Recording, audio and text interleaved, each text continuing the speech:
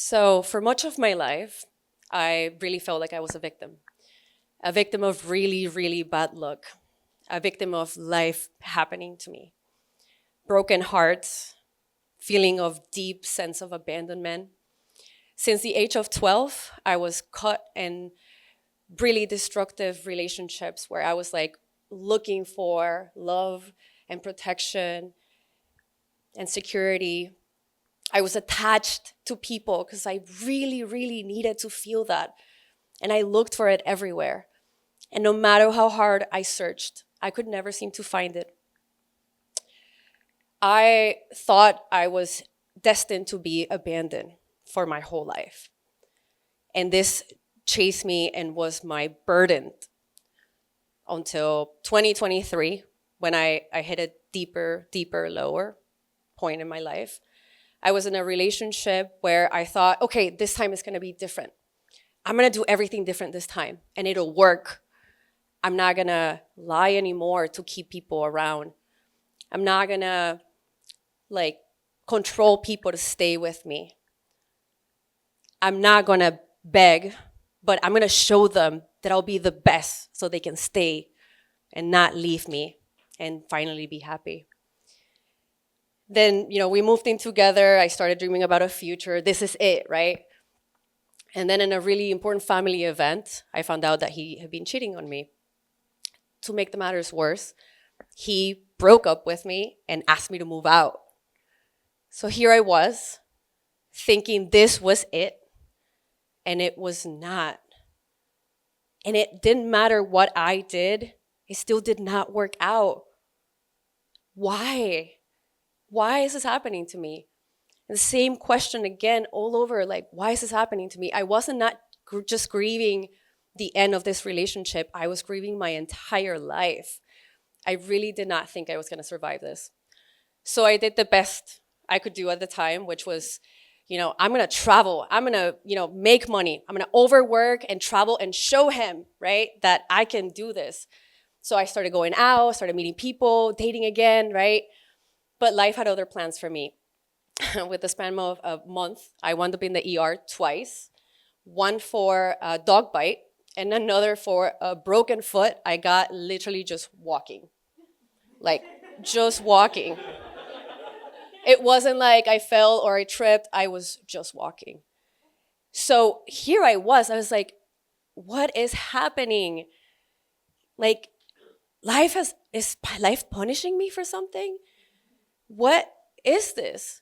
Why me? So I remember coming home with a cast on my foot, stitches in my hand, and my heart completely shattered. And I sit in the couch and I couldn't run away from it, literally. So I closed my eyes and all I can think of was this overwhelming feeling of injustice. Like, why me? Why me? Why is this happening to me? And for a second, I just paused and looked at that and felt it. And the answer was different. I swear to God, out of nowhere, this voice came in super clear and it felt like it wasn't mine. And it whispered to my ear and said, there was no other way. And I was like, what? There was no other way. And it stopped me in my track. I was like, I felt like a mirror had just turned. And I saw my foot and I was like, if it wasn't because of this broken foot, I would have probably been out there keeping the same cycles of looking out there what I actually needed to find in here. And then I was like, it's not just I'm facing the consequences of my decisions. I made those decisions. I was the creator of these decisions. I was the one who was looking at life this way. And everything changed in that moment. I now also understand it wasn't a coincidence that I found 3 jewels that night, scrolling through Instagram and finding Hector talking about don't meditate if you don't know why you're meditating. And I was like, what? And I was like, but I was just meditating.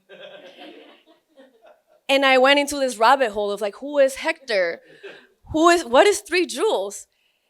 3 days later, Meditation 101 with Supriya was starting. And I was like, okay, I got 3 months of recovery at home. I'm just gonna jump in and like really see. I need to tap into whatever that was that I discovered that night, which I knew was just a little glimpse of like something else. And it confirmed 2 things. One, that my reality, my life was coming from me and not at me. And 2, that meditation was truly the vehicle, the mechanism that tapped into my subconscious, and that I could transform my subconscious with it. So I got really busy trying to prove myself wrong. And I started programming my mind with meditation. I started programming forgiveness and compassion instead of blame and hate. I started taking responsibility for myself instead of putting it on others.